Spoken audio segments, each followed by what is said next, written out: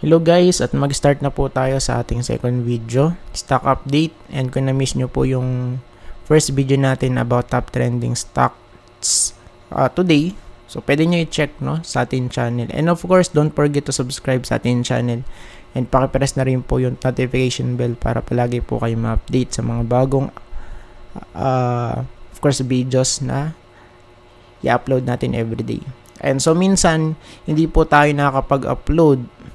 Of course, pag medyo busy or nauwi po ako sa province, Ayan. Then, sa Friday, I think Friday, Saturday, wala po tayo upload kasi muli po akong uuwi sa amin. Ayan. So, going back to our topic, second video for today about stock update. Let's update the stock. So ngayon guys, what's next for SCC? So medyo bumabalik ulit. Oh no. Medyo bumabalik ulit guys sa may resistance. Pero tingnan pa rin natin to. So sa part na to, ay sa weekly, still resistance pa rin to guys. Still no breakout. Let's see, Sa natin, sa daily chart, pullback of course. Goods lang yan. Pero siya guys, of course hindi magiging good yan pagka bumagsak at hindi na dito, hindi nag-hold. Okay, sa area na to, somewhere here malapit sa 33.8 to 34. Ayan, pagka hindi, may chance na ulit na to. Kumbaga, babalik dito sa may support. Somewhere here sa may 33. Ayan. So, yun po yung nakikita natin for SCC. Pero, kung pagbabasehan natin yung overall structure niya, medyo gumaganda. Ayan. So, as long as na masustain niya yung part na yun, na mag-hold sa area na to. Ayan. So, from here, 30, 34, yung 36 na to, madali lang ma-hit yan Especially kung magkakaroon ng hype, Pwedeng mag-retest. Ayan, kasi to ceiling to guys before. Ayan. At kapag ka nahihit tong area na to, yung 36 nagkakaroon ng sell-off. Ayun, So, twice nang nangyari, So, ngayon, let's see. Pero I think, of course, mataas yung chance na to na pwede mag-breakout. Because, kung pagbabasayan natin yung kanyang RSI, we have here low, tapos higher low and higher low. May chance, yes. Ayan, pero kailangan natin ng confirmation, of course. So, syempre, breakout, At mag-close dapat dun sa may taas ng resistance. DMC. Humihinga pa ba to? Yes, humihinga pa rin. Same. Still nasa resistance. So, still wala pa rin confirmation for this one. Pero I think, if ever man na mag-crossover to, pwedeng mag-rally. And pwedeng mag-breakout. Ayan. Kasi yung natin dito, resistance natin, ayun, sa may green box na to 11.85. Based sa kanyang big picture guys, so ang pinaka-crucial part for this one, of course, eto. Supposed to be dapat mag-breakout sa 12.9 at least. Okay, para of course masabi nating bullish yung setup. Pero for now, medyo lang naman kumbaga, steady. So yun nga lang, walang kaganapan So unless na lang kung mag-breakout nga tayo. Breakout. And yung sinasabi natin trend line, hindi pa rin po natin naalisin yan. Hanggat di po siya nagbe-breakout dito sa may sinasabi nating resistance. Okay, remember, resistance, nalalaglag yan. retest pero laglag guys. Okay? Kaya di po natin naalisin yung trend line na to kasi still there's a possibility pa rin na malaglag dun sa area na yun, no? Sa daily chart, medyo namumula. Ayan. So, tingnan na lang natin kasi resistance yan eh. Check natin sa, of course, tomorrow, no? Kung meron bang pagbabago sa itsura. Next one, LTG. Check natin guys. Okay, ano ba nangyayari? Yun na. Namula na ulit. And malapit nang pumasok sa may support. Of course, 9.9. Per support, second support, 9.7. And yung third support, probably sa may trend line na. Check natin yung trend line sa big picture. So, pasok sa banga yan guys. Ano, since March 2020. Swabing-swabe, ano. And every time na may hit yung TL na to or yung tinatawag natin trend line, of course, nagkakaroon ng rally. Rally, rally, rally, rally, rally. Okay?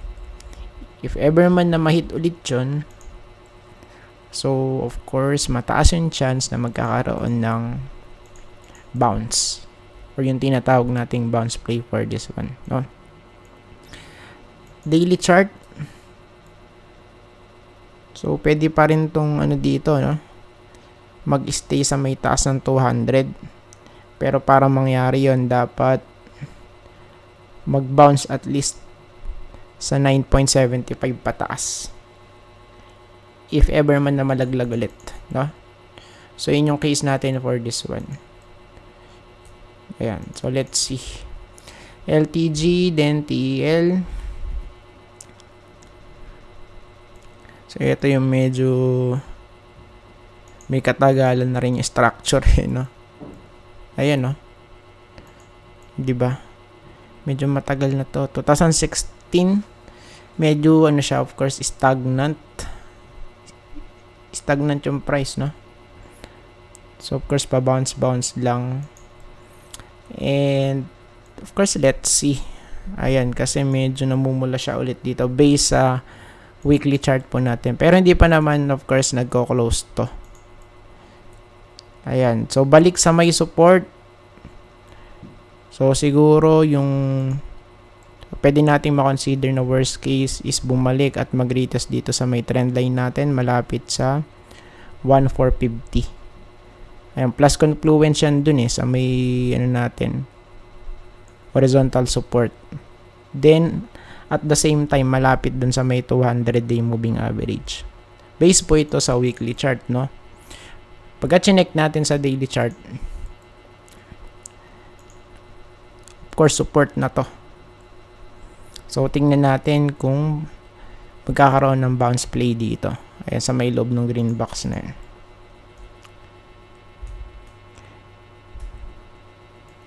Next po natin, ALI. Check. Medyo nag-hold sa may trend line. Good. So, yun nga lang. So, alas di pa to gumagalaw dito, guys. And sa may taas pa rin siya, no? So, bonus na lang kung mag-hold dyan, tas mag-bounce ulit sa may 38. Pero for me, much better kung medyo malaglag pa to. 35 next. Next support, ayan, base po sa ating horizontal support. Next, second support somewhere here sa 33 to 33.6. Ayan, so 33.6 at least, no? Then, let's see. Ayan, kasi dito baka magkaroon naman na dito bounce, ano? So, may dalawang support niyan. If ever man na ma-hit for ALI. Sa daily chart, check natin.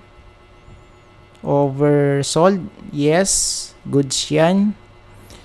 So, pwede ba magkaroon ng bounce? Of course. Ayan, kasi yung ano na to, trend line na to, still considered as a support yan. So, yun nga lang, medyo ano to, no, kumbaga, risky, no? Since pa-diagonal siya. Of course, mas better option kung sa may horizontal. Somewhere here sa may 35 niya, no? Ayan, pero kung mag-hold, since nasa TL nga siya, pwedeng bumalik dito yan eh. So at least may yung 38, 37 na to. So bounce play, no? So yun nga lang risky. ALI, Glow, last but not the least, weekly. Okay, so dalawang ano na to guys, week. So 2 consecutive weeks nang merong mahabang week dito guys. So tingnan natin.